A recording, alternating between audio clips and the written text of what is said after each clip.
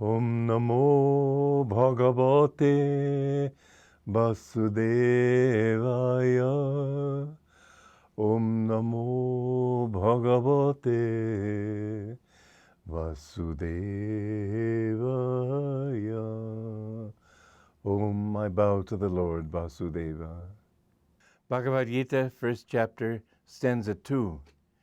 Sanjaya replied, Prince Duryodhana, or material desires, on beholding the Pandava army opposing him in full battle array, anxiously approached Dronacharya, habits or past samskars or past mental tendencies, Duryodhana's guru, since material desires are directed by past habits. And an interesting feature, this is a footnote of the Mahabharata, is that in the war of Kurukshetra, Drona, although he is the guru also of the righteous Pandavas, sides with the unrighteous Kauravas. Habit, in other words, is the winning power primarily behind man's downward-moving, delusive tendencies. His upward-moving attributes depend on good habits only initially. As he advances spiritually, these good tendencies are supported ever increasingly from above by divine grace and superconscious inspiration.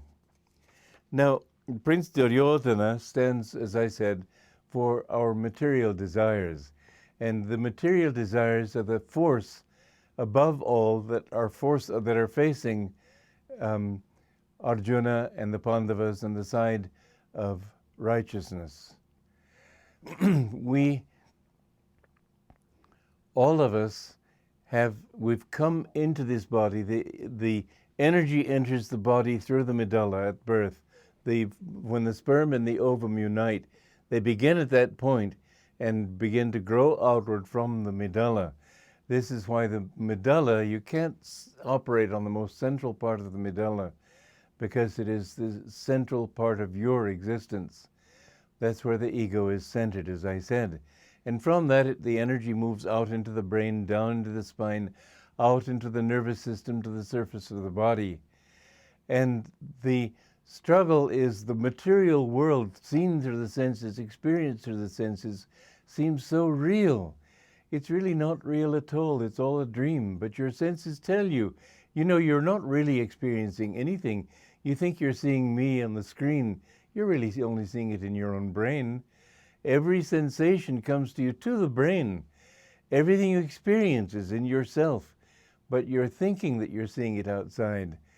I remember once, many years ago, I was dreaming that I was flying. And I thought, well, people don't fly. I must be dreaming. And so I tried to use my reason, but it was dream reason, and therefore erroneous. But I reasoned it all out very carefully and finally came to the conclusion that I was doing something unusual, but I was flying. And what was my surprise, a moment later to wake up and find that it was a dream anyway. And so this life, which seems so, it seems so real, but all the reasoning you can bring to bear on it, it doesn't work. It still is just a dream. And when you wake up from this dream at death, it's all you see. It didn't really happen. And when you wake up in the infinite, you see it didn't really happen. It's an interesting truth that no saint who has ever found God has ever been bitter about it. He's never said, oh, what a scam. They seen that it's a wonderful show. It was worth every moment of it. All the tragedies, all the pain, all the suffering, these things don't really happen except in your own dream. And when you wake up, you realize that's all it ever was. I was only and forever Satchitananda, ever existing, ever conscious, ever new bliss. And so the goal of life is that.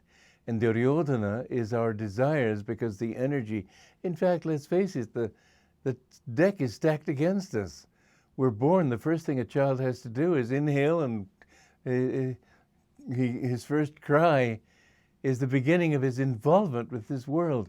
And he has to drink milk to stay alive, and he has to get control over his body to be able to work and walk around without falling, and he has to get control over his emotions so that they don't completely rack him. He has to get control over his intellect and over his willpower. All these things are a part of growing up, and it's a part of my education for life system that I've written about, that we help children in these progressive stages from body control to emotion control to will control to intellect control. And only then can you say you're beginning to be mature. But real maturity comes when you understand that all of these are to help you to know who you really are. But the intellect and everything tells you that this world is real. Why should God be angry when people sin? Of course he's not angry. He just realized they haven't yet learned their lesson. They haven't yet succeeded. And however many times it may take you, many lifetimes, the thought of only one life is ridiculous. It takes many chances before you finally learn your lesson.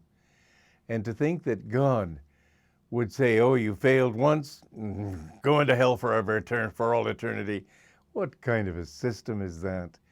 He gives us an infinite number of chances, and that's what reincarnation is. It's the only philosophy, as David Hume said, to which philosophy can hearken. The only explanation to which philosophy can hearken.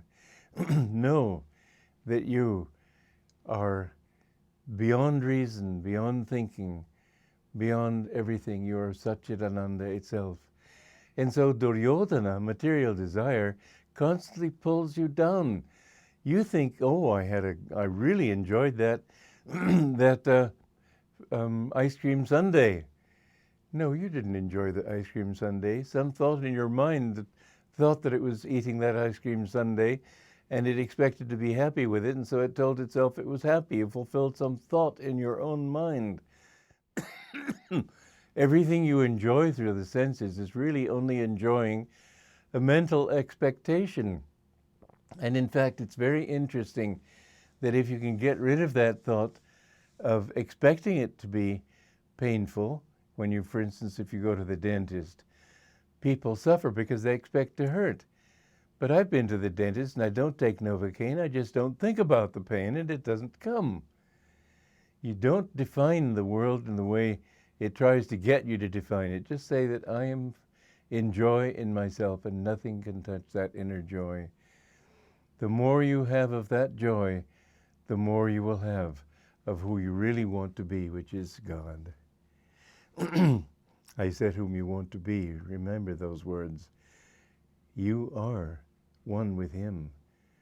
You've come from him and your destiny is to merge with him. You're not a little frog, a tadpole in this world. You're a child of the infinite and you have a right to everything that he has.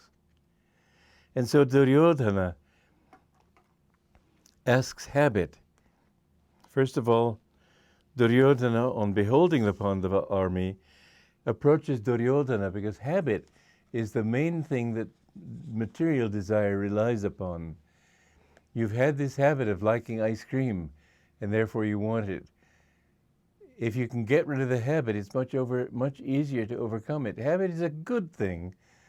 I mean, for instance, once you've learned to tie your shoelaces, you can think of other things and do other things and not be like a little child of 3 trying to tie its shoelaces and all its energy goes toward that thing. It's a convenient, life-saving mechanism of the mind to prevent you from having to use initial willpower in every single step you take. But habit can be also a curse, and that's why Duryodhana is the guru or the teacher in this allegory of the good side and the bad side.